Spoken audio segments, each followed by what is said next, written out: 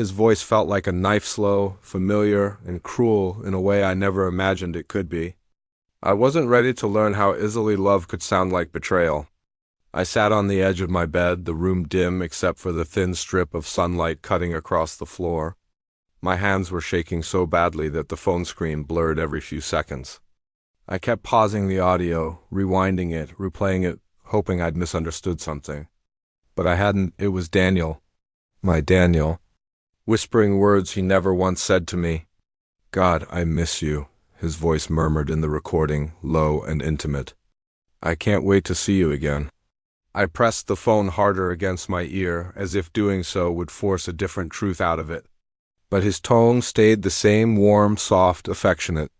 Everything he hadn't been with me in months. My stomach twisted.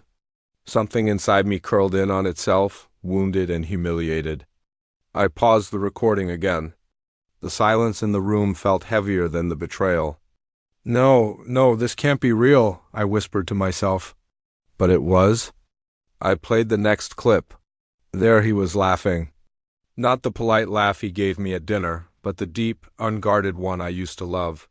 "Don't worry," he told her. "She won't suspect anything. She trusts me too much." My breath caught in my throat. A burning wave rose up my neck, flooding my face with heat. She trusts me too much. How ironic. I wanted to throw the phone across the room. I wanted to scream until something inside me cracked open and released all the pain choking me. Instead, I just sat there, silent, shaking, small. My thoughts spiraled. How long had he been lying to me? How many nights had he come home late, smelling of stress and exhaustion? How many times had I apologized to him for feeling neglected? I wrapped my arms around myself as if trying to hold together a body that suddenly felt too fragile. The next audio clip began before I realized I'd hit play. "Yeah, she's home," Daniel whispered. "I just put her to bed. She has no idea." A tremor rippled through my entire body. I wasn't just betrayed. I was mocked. My mind flashed back to all the nights I'd fallen asleep waiting for him, thinking he was working late, thinking I was the problem, thinking I was too emotional, too demanding, too sensitive. He had let me believe that. He had fed it. I pressed my palm to my mouth to muffle the sound threatening to escape. A raw, ugly ache spread through my chest. "Why?" I whispered into the stillness. Why wasn't I enough? Of course he had no answer. Only the cold echo of his lies circling in my living room. I stood up abruptly, pacing, my footsteps soft against the carpet. The walls felt too close, the air too thin. My vision blurred as tears pressed forward, but I blinked them back. I didn't want to cry. Not yet, not for him. My phone buzzed in my hand, startling me. The screen lit up, bright and almost mocking. "Mara, unknown number? Did you listen?" I stared at the message, unable to type anything back. My fingers were numb. Another vibration followed immediately. "Mara, I know it hurts." "I'm so sorry, Leila." My throat tightened again. She sounded like she already knew every stage of the pain I was fighting through. Before I could respond, another message appeared. "Mara, there's more. Can we talk?" I exhaled shakily, the phone trembling in my palm. More? How much more could there possibly be? A cold, slow dread crept up my spine. Because a part of me already knew this was only the beginning of the truth. And it was about to get worse. I should have blocked her. I should have thrown my phone across the room. But pain has a strange way of making strangers feel safer than the people we love. Mara asked if we could talk, and before I even understood why, I found myself typing, "Where?" Maybe I wanted answers. Maybe I wanted someone to tell me I wasn't crazy. Maybe I just didn't want to bleed alone. We met at a small cafe 2 blocks from my house. The kind of place Daniel always pretended was too girly for him. Soft lights, warm colors, a quiet hum of conversations. I used to love coming here alone. Today I wasn't alone. But the loneliness between us felt dense enough to choke on. Mara sat in a corner booth, hood up, fingers wrapped around a mug she hadn't touched. When she looked up, I saw it clearly. The pain I'd been drowning in was mirrored in her eyes. "Leila?" she whispered. I nodded and slid into the seat across from her. For a moment, we just sat there, studying each other. Both of us wounded. Both of us betrayed by the same man. She broke the silence first. I'm not here to hurt you, she said, voice thin. I'm here because he hurt me too. I swallowed hard. How long? 3 months, she replied. But it feels like 3 years now. Her hands trembled as she spoke, and I realized she wasn't trying to be strong. She simply couldn't. I leaned back, staring at the steam rising from her untouched coffee. So, everything I heard, it was real? She nodded slowly. I didn't want to believe it either. I kept thinking I misunderstood. But then he started canceling plans with me too. Using the same excuses he gave you, I stiffened. What excuses? Her eyes lifted to mine. Work late, traffic, sudden headaches. His phone dying, each word felt like a slap. They were my excuses too. My entire marriage reduced to a script he recycled between us. A bitter laugh escaped me. I can't believe this. She reached across the table and gently rested her hand on mine. Her touch wasn't comforting, just real. The kind of real I desperately needed. Leila, you're not the only one he lied to. I blinked back tears I didn't want falling in public. I thought I was losing my mind. You weren't, she said. He was just a better liar than we expected. For the first time since all this began, I felt seen. Not pitied. Not judged. Just understood. Mara released a shaky breath. I didn't know he was married. Not until I accidentally saw his ID in his bag last week. That's when I found your name. I froze. You found my name. How? She hesitated. His emergency contact form at his gym. The room tilted slightly. Every truth came with a new bruise. I stared at her, trying to process everything, trying to understand how my life had twisted into this moment with a stranger who somehow understood me better than my own husband. You didn't have to tell me, I said quietly. I know. She looked down. But women like us, we shouldn't suffer alone. The words cracked something open inside me. Not pain, not anger, recognition, someone finally looked at my pain without flinching. Someone finally named it without making me feel dramatic or paranoid. We sat in silence again. But it was different this time, less suffocating. More like 2 broken pieces resting side by side. When I finally stood up to leave, Mara rose with me. Her voice dropped to a whisper. Leila, there's something else. I stiffened. What now? She leaned closer, her breath trembling against my ear. He's planning something. The floor seemed to vanish beneath my feet, and before I could ask what she meant, she walked away. I thought betrayal had already done its worst to me. But tonight, Mara showed me there are deeper wounds than heartbreak. I sit across from her in the dim cafe, my hands still trembling from her warning. The noise around us feels muffled, as if someone pressed cotton against my ears. Maybe it's the fear? Maybe it's the truth closing in? She watches me with that same fragile calm she had earlier, and for a moment I hate her for knowing more about my life than I do. Leila, she says softly, I didn't come to you because of the cheating. Not just that. Something inside me twists.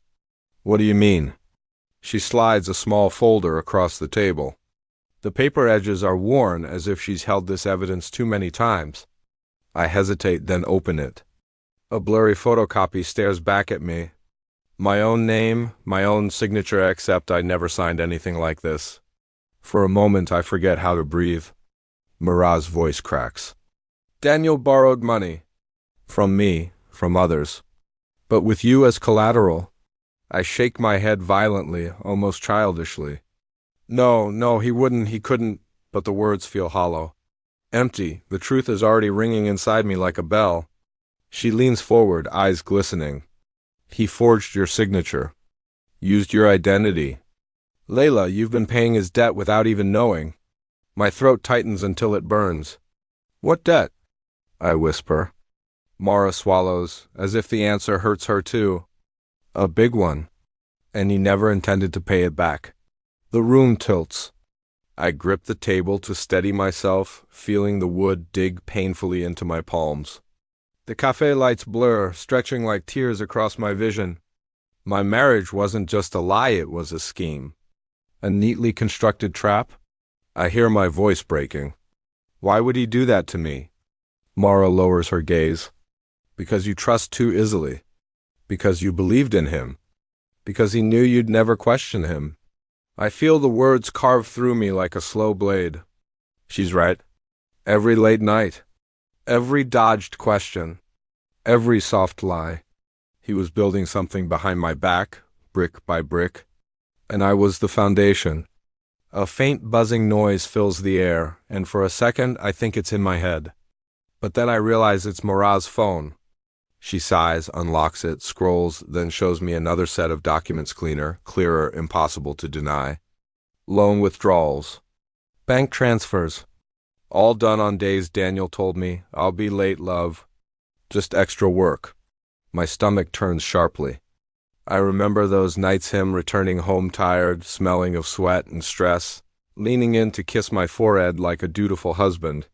But now I see the truth. He wasn't working. He was digging the grave he planned to throw me into. Mara's voice trembles at the edges. I didn't know how to tell you. But you deserve to know before it gets worse. Worse? How could anything be worse than this? My fingers brush the bank statement, cold and clinical. Numbers stare at me like open wounds. My credit ruined. My identity stolen. My trust shattered. My life wasn't broken accidentally. It was dismantled intentionally. I open my mouth, but no words come out.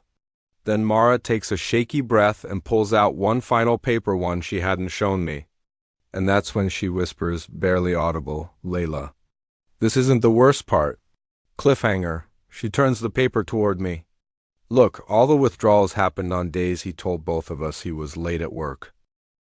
I never imagined I'd become a shadow in my own life. But that night, hiding in the dark, I realized I didn't know my husband at all. I sat in the driver's seat of my old sedan, heart hammering so violently I was sure the dashboard would rattle. The office building loomed in front of me, its lights glowing faintly against the night. I told myself this was for answers, for closure, but a small, ugly part of me knew I was chasing confirmation of the nightmare Mara had shown me. The air smelled of exhaust and rain-soaked asphalt.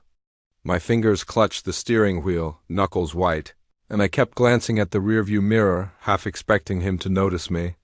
But he never did. Then finally the glass doors slid open, and there he was, Daniel. He didn't look guilty. Not a flicker of hesitation, not even a glance over his shoulder, and he wasn't alone. A woman, young, laughing, familiar in some instinctual way, clung to his arm. Her hair shone under the streetlights, and her laughter rang like a bell I didn't want to hear.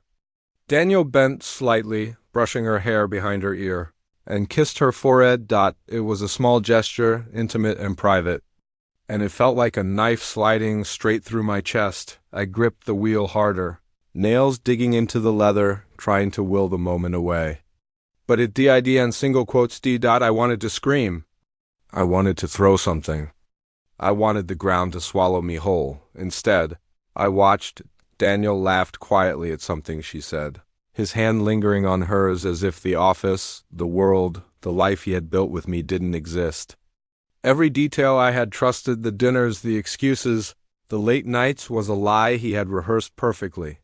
I felt bile rise, a raw taste of anger and grief mingling in my mouth. My chest ached, my eyes stung, and yet a strange, cold clarity settled over me. I was seeing him now for what he truly was. Not the husband I loved, not the man I trusted, but a man who had been performing a role. And I had been the audience, blind and naive. The couple walked to a sleek black sedan parked on the curb. I followed cautiously, careful to stay out of sight. Each step of theirs felt like a percussion drum in my chest, every laugh and whisper a cruel symphony designed just for me. Daniel opened the car door for her, and she slid inside, still laughing softly. He leaned over, kissed her cheek once more, then closed the door. The sound of it clicking shut echoed in the still night like a verdict. I kept the car engine silent, frozen, barely breathing, and then they drove off. My fingers clenched the wheel until my nails bit into my palms. I traced their path silently, following at a distance, lights off, heart racing. Finally, The car slowed. It stopped in front of a building I knew too well. My stomach dropped. I blinked once, twice. It was my sister's apartment complex. I had no words. No plan, only the suffocating realization that the betrayal was not just his. It was everywhere I had ever trusted, and as I watched the taillights disappear, I knew I had to confront a truth I had never prepared for. Cliffhanger. My sister's name flashed in my mind as the car pulled away, and I knew the next confrontation would change everything. I never thought I'd see my own bloodline betray me. Not in this way. Not Daniel, and certainly not Amira. I crouched behind a thick oak tree, car parked a block away, the streetlight flickering over my hands and my shaking knees. My breath came. In short, shallow gasps, the night air cold against my skin. Every instinct screamed at me to leave, to drive away, to pretend I hadn't seen a thing, but I couldn't. I had to know. I had to see. Daniel's sleek black car rolled to a stop in front of the building. My heart slammed into my chest. I saw him lift the passenger door, for the woman Marat's description matched perfectly, but then she didn't get out. Because waiting there, leaning against the wall like she owned the night, was Amir. My stomach lurched.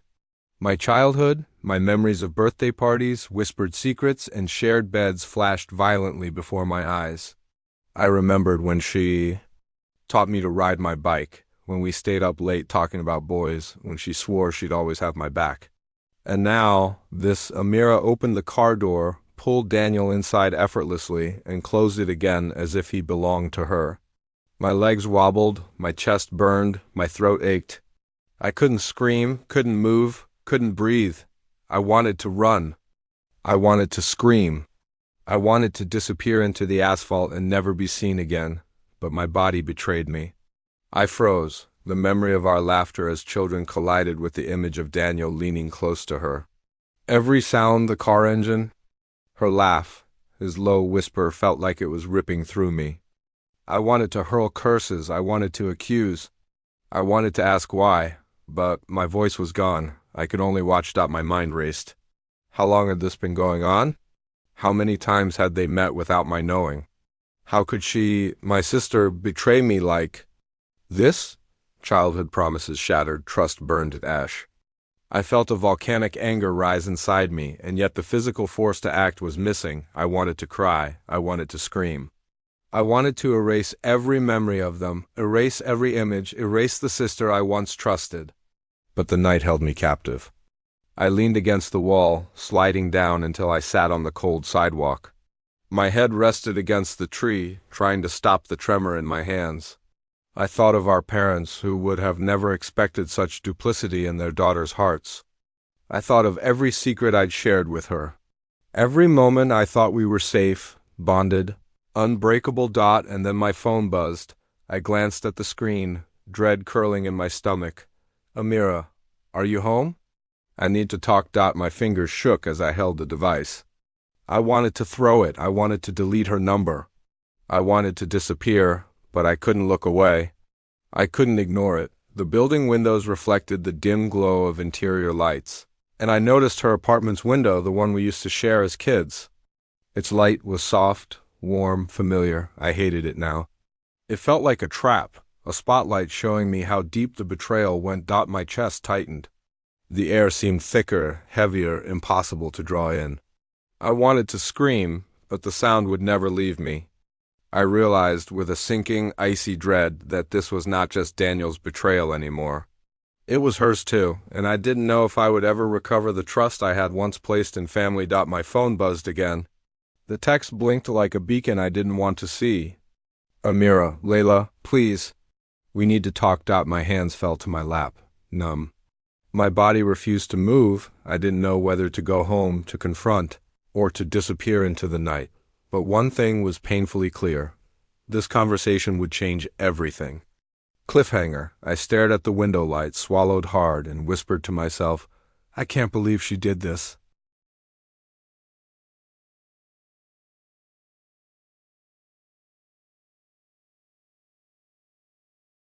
I never knew a smile could feel like violence.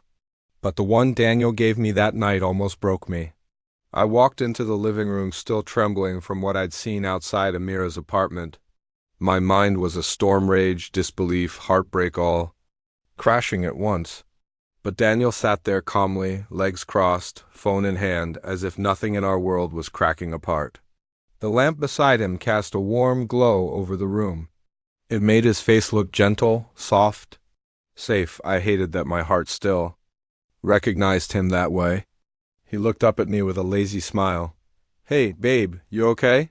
His voice was casual, his tone was light. It made me wonder if he enjoyed this, my confusion, my pain, the emotional bruises he kept layering over me. I stood still, arms crossed, my breath uneven. Part of me hoped he would look guilty, or scared, or anything other than comfortable in his own skin. But he didn't. He just stared at me like I was the one acting strange. "Daniel," I whispered, my throat raw, "where were you tonight?" He blinked once, slow, a rehearsed blink almost. "Bored. Work," he said. "Same as always." The lie was too smooth, too easy. It made my stomach twist. "I know you weren't at work," my voice cracked, but I forced myself to hold his gaze. "I saw you," he chuckled. Actually chuckled. A low, amused sound. "Saw me? Doing what?" His tone had that familiar edge, the one he used when he wanted me to feel foolish, dramatic, unstable. Suddenly, the past years made too much sense. "You know what I saw?" I said, each word trembling. "I followed you. I saw you get out of the car. I saw who you met." He leaned back on the couch, exhaling dramatically. "Leila, you seriously need help." "Help." The word slapped me across the face. "That's your response?" I whispered. "You think I'm imagining things?" He shrugged. "You always imagine things. You overthink everything. You twist things into drama." There it was. The familiar coldness. The quiet rewriting of reality he had perfected over years. My chest tightened, my heart thudding painfully against my ribs. "I know what I saw," I repeated, though weakly now. He was pulling the ground from under my feet. Again, his eyes flickered annoyance, maybe anger just for a moment. But he hid it quickly behind that calm facade. "What exactly do you think you saw?" His voice went lower, quieter, dangerous. "I saw you with someone," I said. I didn't dare say Amira's name. Not yet. I wasn't ready for the explosion that would cause. He laughed again, louder this time. "Jesus, Leila, you spy on me now? You stalk me like some jealous teenager?" "I followed my husband," I snapped. "My cheating husband." His jaw tightened. I saw it. A small crack in the mask. I stepped closer, hands trembling by my sides. "Just tell me the truth, Daniel. For once, tell me who she is. Tell me why you're doing this." The room felt too small, the air too thick. My pulse roared in my ears. He stood slowly, deliberately, like he wanted me to feel cornered. His height towered over me, his shadow stretching across the floor. "Leila," he said softly, "you're being dramatic again." "I'm being betrayed," I whispered. He smirked.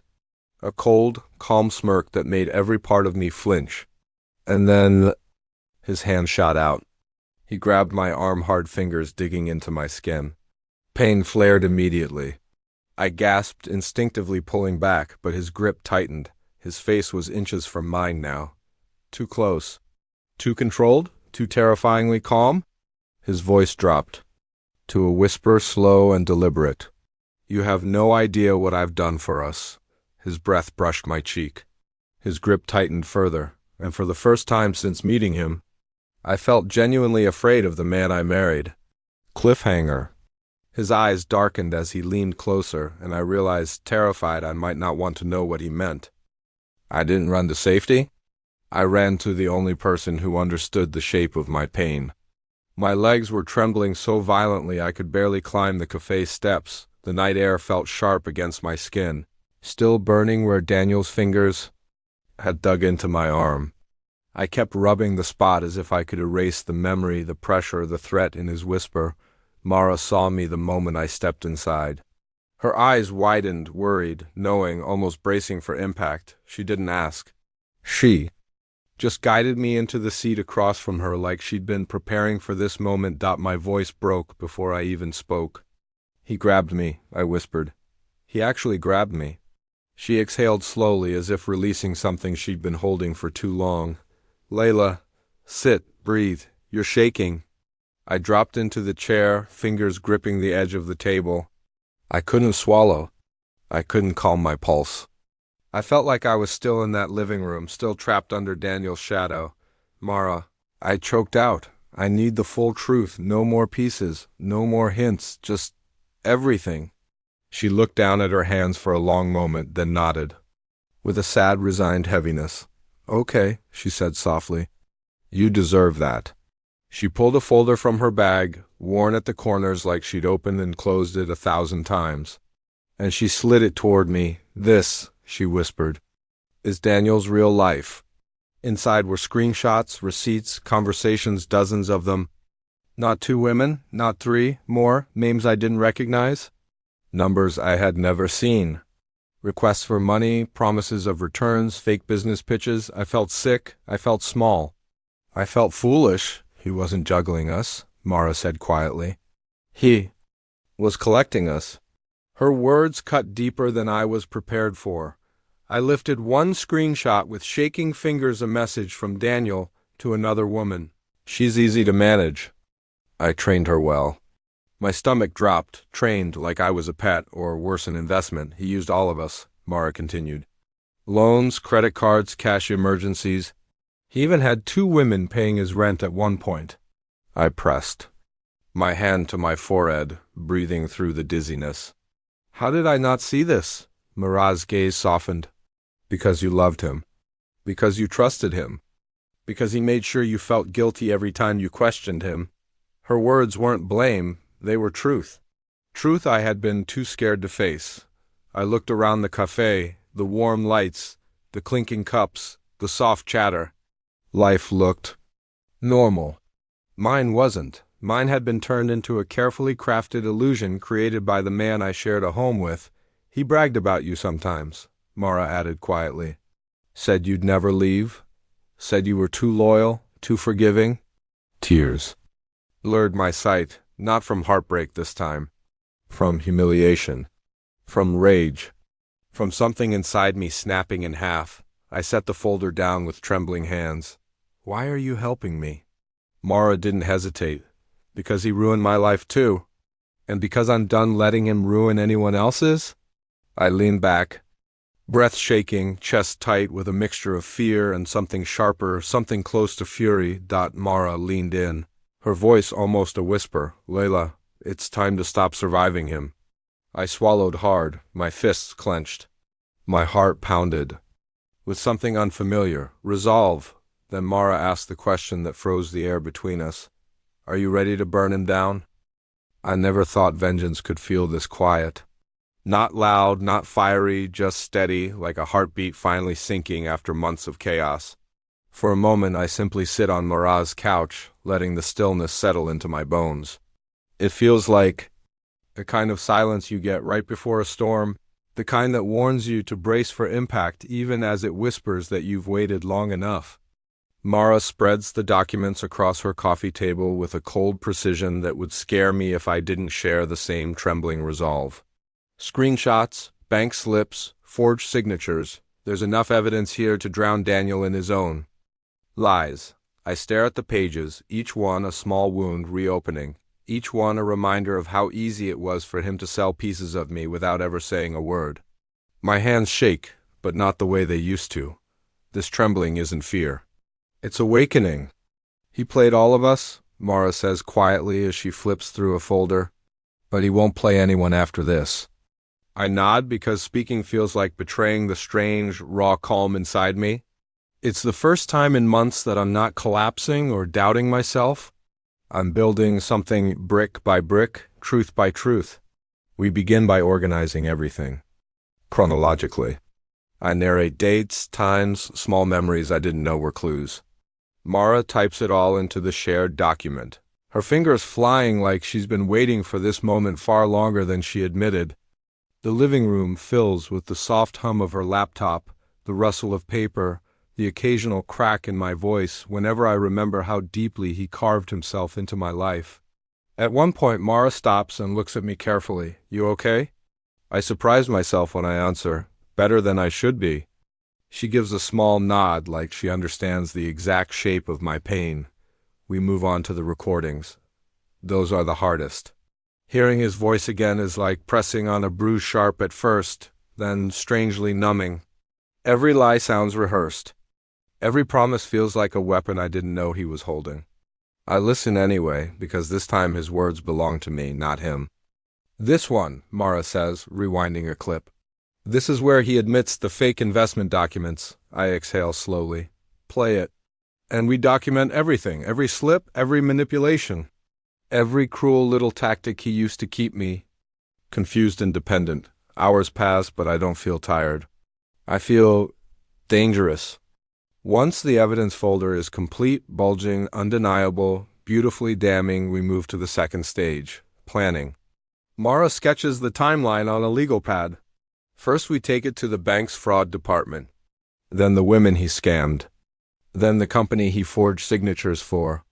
And last, public exposure. Public? I ask, even though I already know the answer. She lifts her eyes slowly. He used humiliation as a tool. Let him taste it. A part of me hesitates, not out of compassion, but out of habit. The instinct to protect him is still hiding in my muscles like an old injury that never fully healed. But then I remember his hand on my arm in the living room. His laugh, his mockery. His whisper, "You have no idea what I've done for us." My throat tightens. Fine. Public. We even plan the routes, where I will be, where she will be, how we'll exchange evidence if anything goes wrong. It feels like strategizing a war, and in a way it is. A war one didn't start, but one I'll finish. When we're finally done, Mara leans back, rubbing her temples. Tomorrow's the first step. I nod again, but inside me something is crackling. Fear, adrenaline, fury, they're all tangled together. Tomorrow the world will start seeing who Daniel really is. I'm packing my bag documents, my phone, the recordings, when my screen lights up. A text from Daniel, short, too casual, too familiar. "Dinner tonight? I have a surprise for you." The calm in my chest shatters, because suddenly I realize he might already know. I should have been terrified walking into that restaurant. Instead, all I felt was a strange, icy calm, like I'd already died once and nothing he did could kill me again. The Mater D guided us to a corner table lit by soft golden lamps. Everything looked expensive, polished, curated. I kept thinking he paid for all this with money he stole from me. The thought didn't sting anymore. It just settled inside me like a quiet truth I no longer needed to run from. Daniel sat across from me with that same effortless charm, the one he used like a key to unlock whatever he wanted. Tonight it felt brittle, like something he was holding together with tape. "You look tense," he said, sipping wine. "Rough day?" I forced a small smile. You could say that. I wondered if he could hear my heartbeat. I wondered if he could sense that tonight, for the first time, I wasn't the one playing his game. I was ending it. The waiter brought our food plates arranged like paintings, steam curling upward. I barely tasted anything. My focus was on the clock, on the plan, on the moment the bank would freeze his accounts. Step 1. Scheduled for 8:12 p.m. Daniel kept talking about some imaginary business deal, describing fake investors and fake meetings. I listened the way you listen to a stranger on a bus, politely, distantly, already halfway gone. Then it happened. The moment the check arrived, he slid his card across the table with a practiced flourish. The waiter smiled, walked away, and I held my breath as if I were watching the final seconds of a bomb timer. The waiter returned far too quickly. "I'm so sorry." "Sir," he said quietly, "your card, it was declined." Daniel blinked, confused, then annoyed. "Run it again." The waiter nodded and left. I watched Daniel's jaw clench, watched the color rise in his cheeks. He was trying to keep his mask in place, but it was slipping just a little. The waiter came back a second time.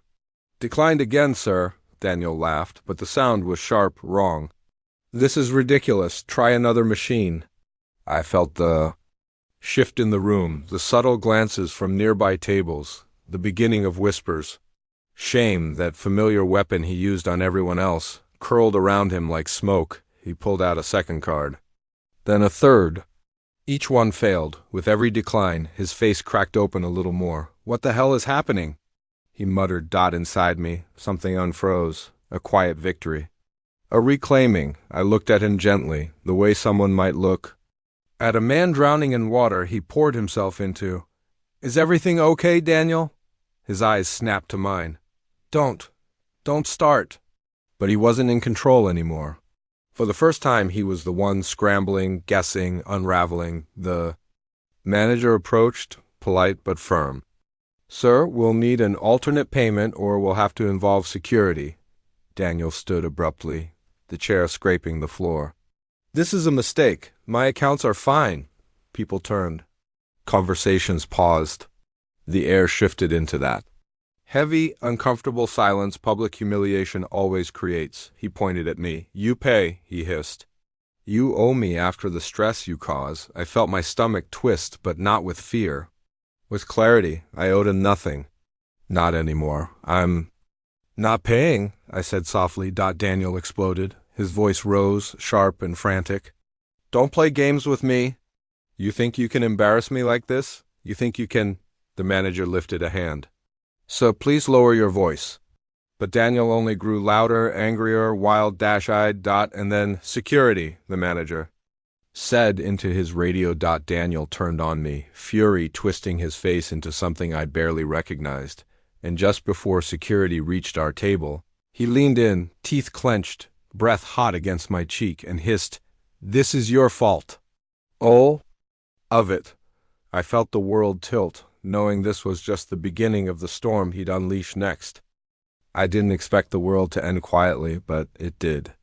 No thunder, no screams, just the soft buzz of my phone as everything I'd prepared clicked into motion. The morning began with a strange stillness, the kind that feels like the universe holding its breath. I sat at my kitchen table staring at my laptop, my finger hovering over the final send-all button. For a moment, I wondered if I was crossing some invisible line I couldn't return from. But then I remembered his hand on my arm, his laughter at my pain, his lies like venom threading through every part of my life. I pressed the button. The recordings went first, his voice bragging, mocking, manipulating. Then the forged contracts. Then the statements from every woman he'd used. Then the police reports Mara and I had signed only hours earlier. Our hands still shaking. By noon, the fallout began. His job called me before they called him. A quiet HR woman asked if the evidence was authentic. I didn't hesitate. Every second of it, I said, my voice steadier than I felt. She whispered a thank you, like she was afraid he might somehow hear through the phone. Minutes later, my screen lit up again, this time with an unknown number. His mother, she sounded broken, confused, desperate. Please, she begged, tell me this is a misunderstanding. I closed my eyes. I can't lie for him, I whispered. Not anymore. She sobbed, and for a heartbeat I almost felt guilty. But guilt was his language, not mine. I had finally stopped speaking it. Then Mara's message came in, complaint filed. They accepted everything. I felt something inside me loosen, like a chain slipping off my throat. At 2:14 p.m., my turn came. I walked into the police station, handed over my file, and signed my name again, this time without hesitation. The officer nodded with a quiet kind of respect that made my eyes burn. By the time I drove home, Daniel's entire life was already unraveling. I knew it. I felt it. I could almost hear the tearing, but I didn't expect him to show up so quickly. Hours before sunset, the pounding began. My whole door shook with each hit. I froze at first, the sound snapping me back to every moment he'd made me feel small. Then I stepped forward anyway. Open the door, he shouted, his voice cracked and wild. We need to talk. I didn't move. I stood behind the door, listening, feeling every emotion crash into me at once: fear, rage, betrayal, exhaustion. And beneath it all, a calm that felt almost unreal. Please, he said next, the word twisting out of him like it caused him physical pain. Please just let me explain. I thought of the women he'd drained, the lies he'd spun, the way he'd looked at me the night his mask slipped. And suddenly his begging felt like a performance he didn't know was already over. I stayed silent. Then the threats came. You don't get to do this to me, he yelled. You don't get to destroy my life. His fist slammed against the wood. I made you who you are. The irony nearly made me laugh. I stepped closer, close enough to hear his breathing change, desperate, erratic, frantic. The sound of a man drowning in water he poured himself into. "Talk to me," he shouted. "We can fix this." Fix, a word he'd thrown at me 1,000 times while breaking me piece by piece. I placed my hand on the door, not to open it, but to mark this moment, this exact second, where fear stopped ruling me. My voice came out calmer than I expected. "Daniel," I said through the wood, "everything you're feeling right now, you created." He sucked in a breath. "And this isn't even the final blow." Silence. Heavy. Waiting. I leaned my forehead against the door. "I'm not stopping." I whispered. "Not this time." On the other side, I heard Daniel inhale sharply, like he finally understood he was losing control for good. And then the doorknob slowly began to turn. I never imagined that freedom could feel so quiet. The courthouse steps were cold beneath my heels, but inside, a strange warmth spread through me like sunlight filtering through a storm I thought would never end. Mara stood beside me, her hand slipping into mine as naturally as if we'd known each other forever. The first encounter outside the grocery store felt like another lifetime. A past self trembling and broken, staring at betrayal like it was inevitable. But now I felt whole in ways I hadn't thought possible. I inhaled deeply, tasting the crisp December air. The faint smell of concrete and city traffic mingled with my own relief. Relief and rage, tempered into something like calm determination. Daniel had spent so long shaping my life into a cage. But today, as the judge read the sentence, I realized the bars had already crumbled. Fraud, forgery, theft, 3 charges. 3 words that felt like justice pouring through my veins. I could see him, Daniel, sitting there, shoulders slumped, mask shattered, every line of arrogance replaced by panic and disbelief. The whispers of courtroom murmurs felt like applause. For the quiet, invisible war one had fought for months. I had won, he had lost. And somehow the victory didn't taste bitter, it tasted like air finally free to breathe. Amira was there too. Her eyes pleaded with me, the silent apology of a sister who had let shadows rule her heart. I didn't look at her. I walked past, the heels of my boots clicking on the marble floors like a metronome counting every moment he had cost me. She reached out, words caught in her throat, and I felt nothing, not anger, not compassion, not pain, just clarity. She had been a shadow, a reflection of a world I was leaving behind. Mara squeezed my hand. "You did it," she whispered. Her voice was soft, but it carried the weight of every night we had spent planning, plotting, preparing. Every tear, every trembling finger over a screen, every secret shared in hushed tones, it led here. I looked at her and I realized something I hadn't before. She wasn't the stranger who destroyed my marriage. She wasn't the harbinger of grief, the bearer of more pain. She was the stranger who reminded me who I was before his lies, before his manipulations, before my own self-doubt had grown roots inside me. She was the stranger who had helped me carve a path back to life. Outside, the city moved on, unaware of the justice that had unfolded within its walls. Cars honked, pedestrians passed, children laughed, but for me, time felt suspended. Every moment stretched into a lifetime of lessons I had learned, losses I had endured, and strength I had found. Daniel's Leila tried to reach me, words spilling out about settlements and moving forward.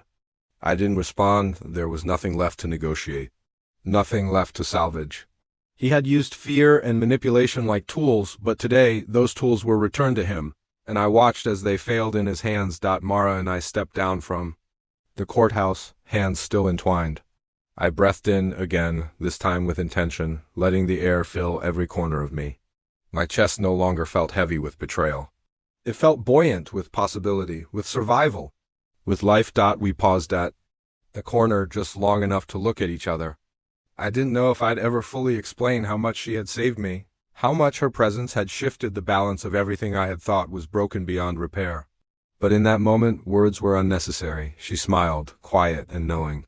And I smiled back, a soft curve that felt like home. Some betrayals kill you, but some strangers resurrect you. I stepped forward, leaving the courthouse behind, letting the weight of the past fall into silence.